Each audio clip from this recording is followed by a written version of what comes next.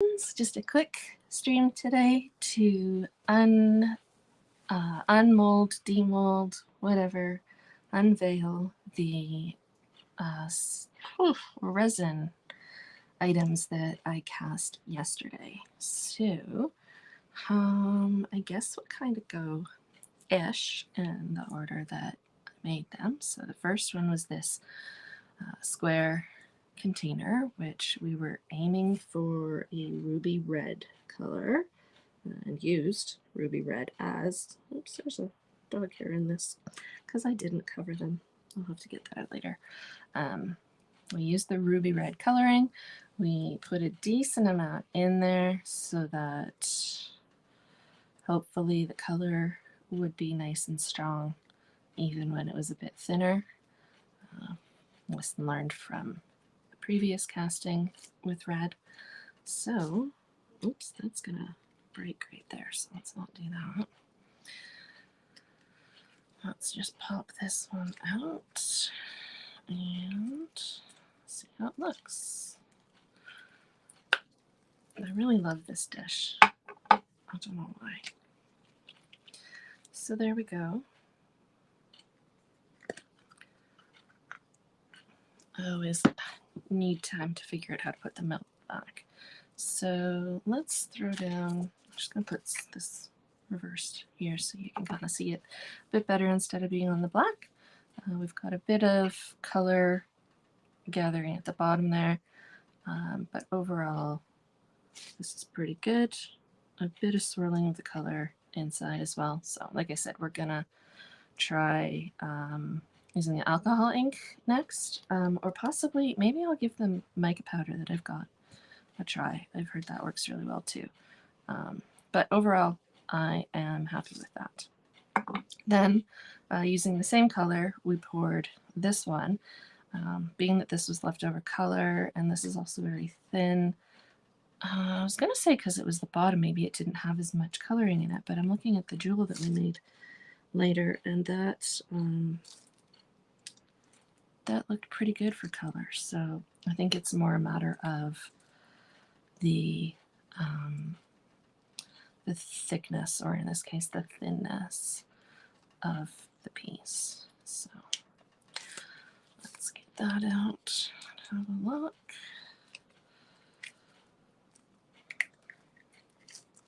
And of course, I struggle even more because I'm trying to do this on camera. But I want to be careful and not break it. It's still a bit bendable. I think I just kind of bent it a bit. But there, yeah, that's definitely bent. But there we go. Yeah, definitely lighter than the square one. Not quite as much color pooling because there wasn't quite as much in there still, I think. But that's all right. Next, we did the bottle stopper. So this one was using some clear, 2 different blues, and we also swirled some white in at different points. I think we put the white initially into the darker blue. We also actually added some opaque blue drops into the transparent coloring that we had of blues, just to sort of make it a touch thicker. And I just want to work this around a bit because I don't want to, like that other one, I don't want to break it or have it start to what's the word I'm looking for? Split. That's not the word I was looking for, but it works. Okay, hold on. I might need some help with this. Sometimes it's just easier if I get it closer to me, which means it's not on camera though. So that was the top. Oh, that's kind of quite interesting. That's the bottom. So we started again with some clear. We had some 2 different blues that we put in there, but pouring it in, and remember I also like moved it to the sides a bit. So that's kind of created this interesting look there. There we go. And you can see some of the white that's in there as well. So I think that's pretty cool. We'll see if the person who wanted a blue one agrees. So then using some of that leftover blue, we tried out one of these napkin ring holders. And also you can see napkin holders or napkin rings. My husband is laughing at me because it's not holding napkin rings. But you can see like we also threw in a couple of drops of white in the middle here, or not in the middle of the corners. So we'll see what this one comes out as. Oh, we gotta get the middle out.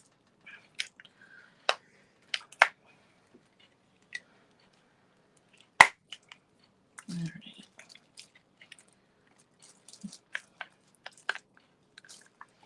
I'll just need 3 hands to do this. There we go.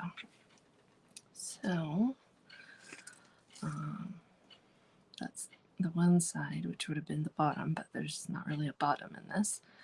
And it seems like with these blues that regardless of how I poured them, the lighter blue seems to have kind of sunk below the dark blue a bit. So I'm pretty sure I poured this in a couple of layers as well. But overall, that's got some cool things happening in there. All right, then we moved on to this pyramid, and I am probably going to need some help getting this out, but we'll give it a go ourselves. So this one, we had the clear resin, poured it all in. I'm curious to see if we did manage to get that perfect point after we used the toothpick. So yeah, this is a thicker one. It's a bit harder for me to get out, so. Okay, so I will do that, but just a reminder, that one was clear, and we put drops of green and blue and purple, and then just sort of did some minor swirling around and added more clear. We did it in a couple of stages, so husband's going to open that one for me. He has nice, big, thick, strong thumbs that are really good for getting this stuff out. See, he's already got it out for me. So this is what it looks like. I think it's kind of heavy on the green. The green really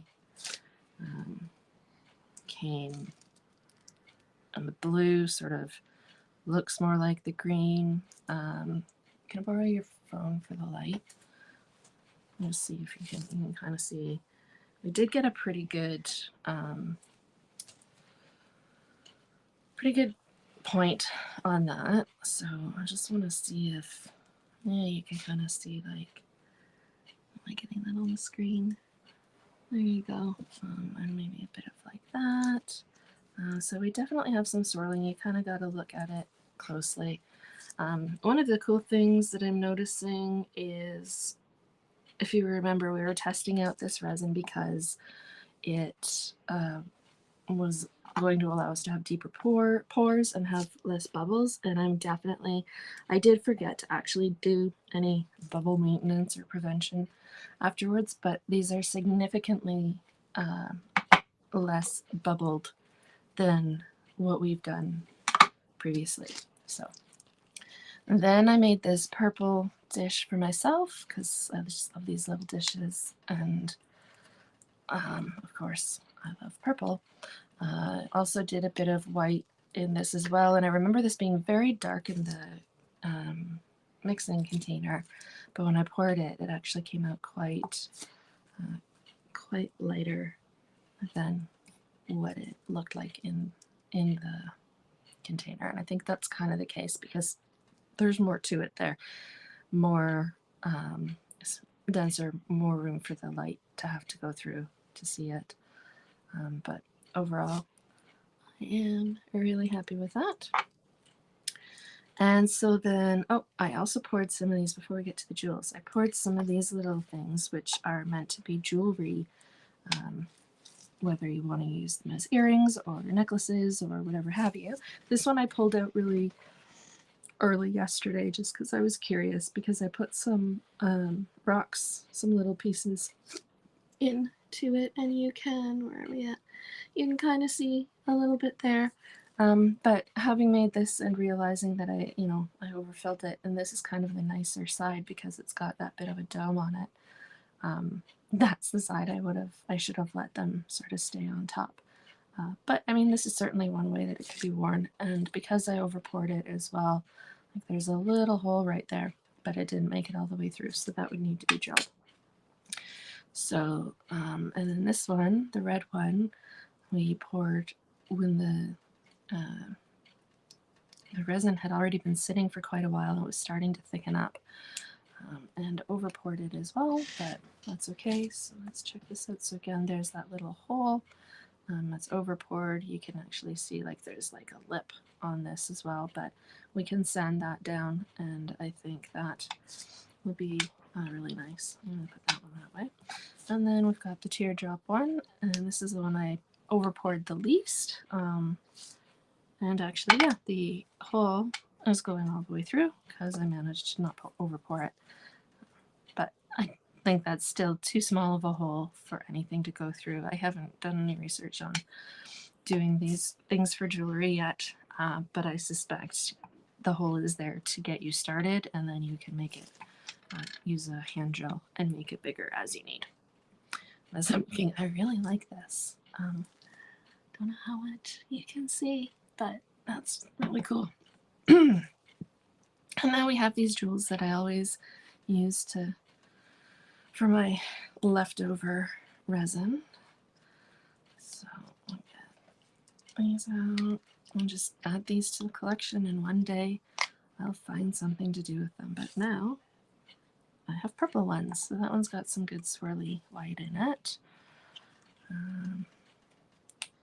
I actually saw a video yesterday of somebody using baby powder to make swirls of color, and have them sort of float in the resin. So I don't expect I'll be trying that anytime soon, but it's definitely an interesting concept. And then the last one here.